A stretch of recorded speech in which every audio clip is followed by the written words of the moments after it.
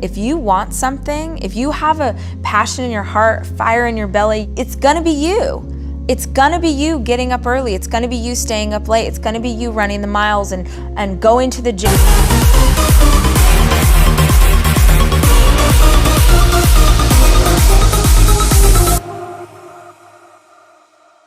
I'm the greatest trainer in the world. You could have the greatest cheerleader. I could have you run beside me and yell out inspirational sayings. But ultimately, it's on me. For me, it was understanding why. That's why I think therapy is so freaking powerful. It's not that time that you sit in the chair with someone and cry about all the things. It's that moment where you're like, oh my gosh, that's why. If you know why, you can learn how to navigate around something. But I think if you don't know the core of the problem, you can't move past it. If you want business advice or life, I mean, I can tell you what worked for me, but none of it's fast. And I don't think that the things that are lasting are ever quickly accomplished. People they're like, well, I can't because, or here's the reason why. And I'm like, yeah, me too. I had all those excuses. And it didn't mean that making the decision to move forward, suddenly it got easier. If anything, making the decision to move forward is harder. John Maxwell said this to me the other day. He's like, movement causes friction, always. And so just because you make the decision to move forward doesn't mean now we're doing it. No, now you've got all kinds of other problems. What are the things I'm not sorry for? And as a recovering people pleaser, I struggled for years with wanting to make sure everyone was happy, and the idea that someone, my husband or my in-laws or my parents, might be disappointed in me was crippling. So I've done a lot of work, and there are certainly areas of my life where I still struggle with that, but there are some areas where I'm savage about it. And one of those for me is I do not care what other people think of me for having goals and dreams for myself. You can't give anyone ownership of what is going to happen with you.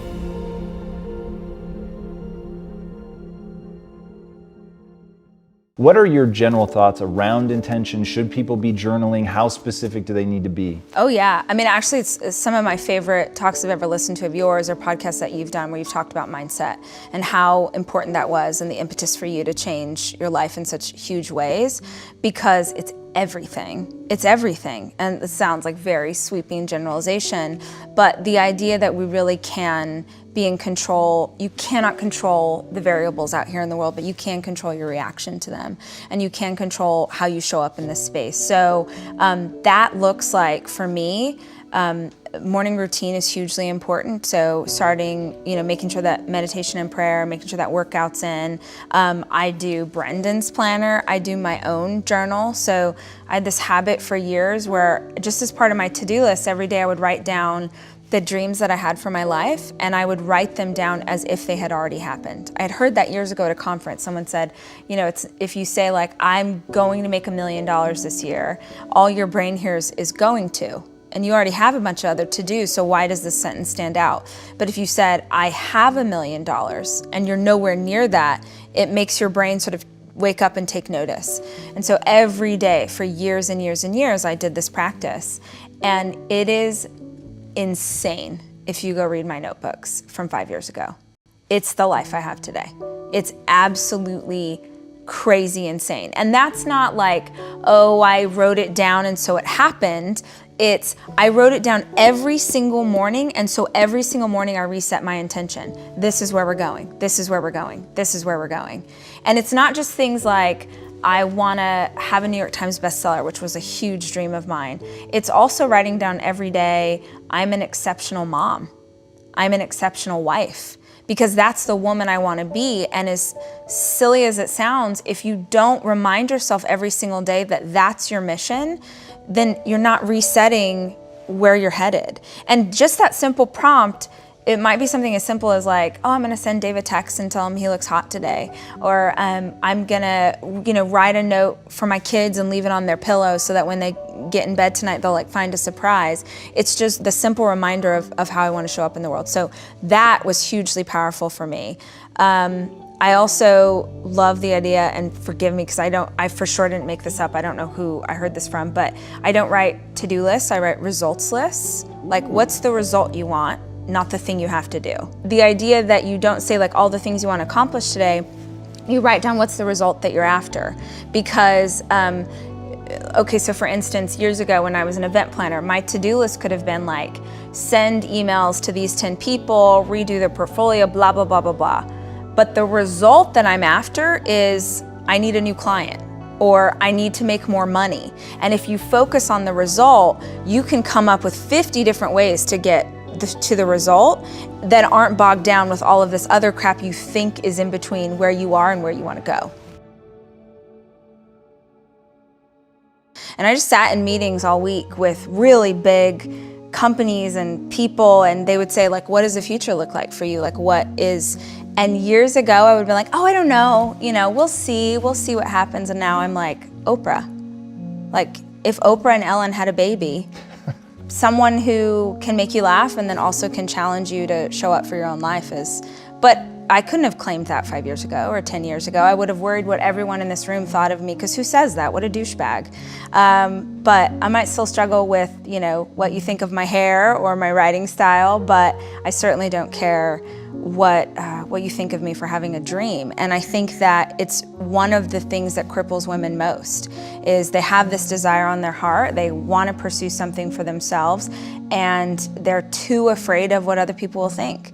They're too afraid of what, like, Marissa from 8th grade is going to think of them for signing up for a half marathon.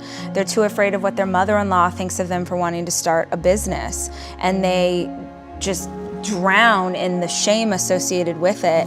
And nobody calls it BS. Nobody says, like, wait, this isn't, we're all dealing with this. And so none of us can step forward into who we're called to be because we're too worried about what you think of us. So excuses were really important for me to tackle, just because I think, love my girls, but women especially, like, we need to call BS.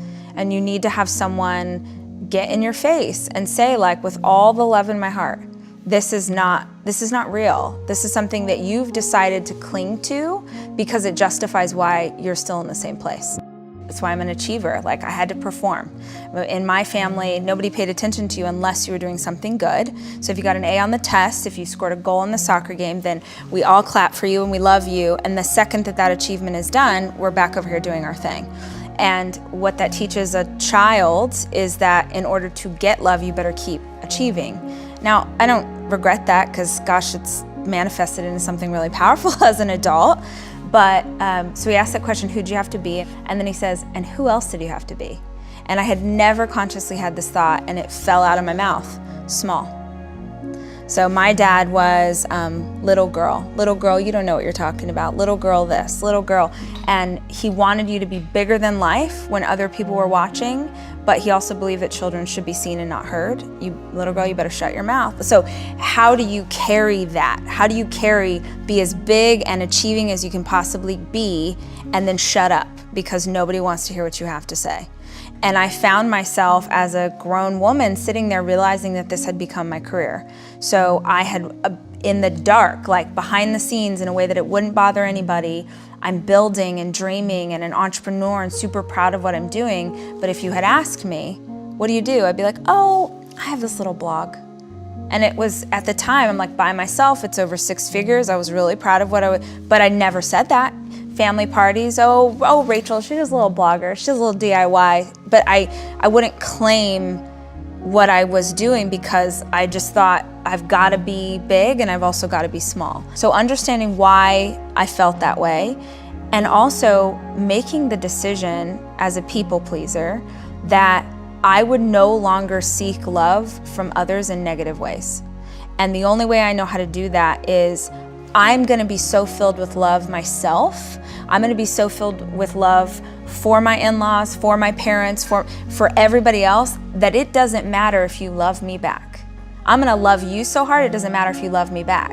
Because if I've got enough love for both of us, then I don't need to try and shape myself into someone new in order for you to approve of me. So those are 2 huge awarenesses that I came to.